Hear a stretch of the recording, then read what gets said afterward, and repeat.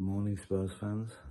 The morning after the night we lost to AC Milan 1-0, but I'm not too concerned about that. I think it's a very recoverable position that we're in. It's quite a good result. I think a lot of us would have taken 1-0 away, given the kids that were playing in the team and the injuries that we had. So I think that's reasonably good, sorry. And not the thing. Jamie O'Hara was losing his rag on TalkSport about it. He was saying how bad Spurs were and how useless Harry Kane was. But the thing that struck me last night was afterwards when Conte made the speech that I think that more or less confirmed to me anyway that Conte is leaving at the end of his contract. He was saying he'd like to come back to Italy at some stage, which is a dog whistle to me that he's coming back at the end of the summer. And to be honest with you, as much as I love the guy, or did love the guy, I'm falling out of love with him a bit, with his tactics and his unwillingness to change things. So I think now the time has come where we're absolutely in limbo now. The team obviously know he's not staying. He knows he's not staying. What does Daniel Levy do about it? Does he change things now or let it go to the end of the season? Now, I know a lot of people are wanting Pochettino to come back in.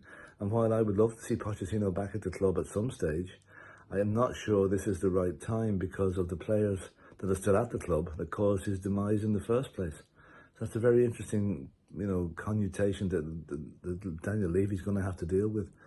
I can see things coming to a head in the next few weeks. If we proceed in both the cups, then things will probably carry on the way they are. But if we lose to Sheffield United and then possibly don't get past AC in the return leg, I can see the mutiny will begin, and that there may be time for a change. We'll see what comes there.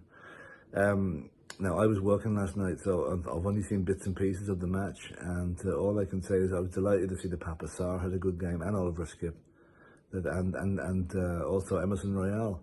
I mean, Emerson is probably the most maligned player in the club, apart from Eric Dyer. And Eric Dyer will miss the second leg now, so that's going to be another problem that he's created for us. But Papa Sarr looks like we've got a real star for the future. He really does. And, it's great that he's been thrown in the deep end and he's responded. Although we should have really expected him to handle it. I mean, the guy's played at the World Cup. He's not as if he's a complete rookie that's going in first time in a big competition. So well done to him. And he'll also keep our midfield going now for the next few weeks while Bentancur is out and Basuma is out. And himself and Højbjerg will be a formidable barrier in the middle there, starting against West Ham on Sunday. Which the players will need to pick themselves up for, because there are 2 London derbies in a row now, West Ham and then Chelsea. So anyway, listen, I hope the fans all got home or getting home safely from Milan, that there was no trouble out there.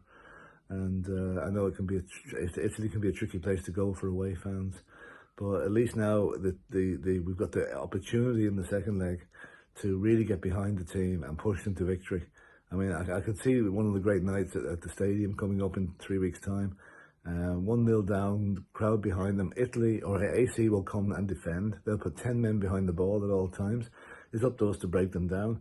Whether we've got the creativity to do it now, that's another thing. But the players should, if they're not up for this match, they mustn't be living, because this is a real opportunity to get into the last 8 of the Champions League. And who knows? Nobody expected us to do it in 2019, and here we are, we're still in it, with a great chance of going through. And it could turn out to be an absolutely Jekyll and Hyde season for Spurs. If we got to the advanced stages of the Champions League, the way we're playing and our players are dropping like flies injury-wise, it'd be amazing.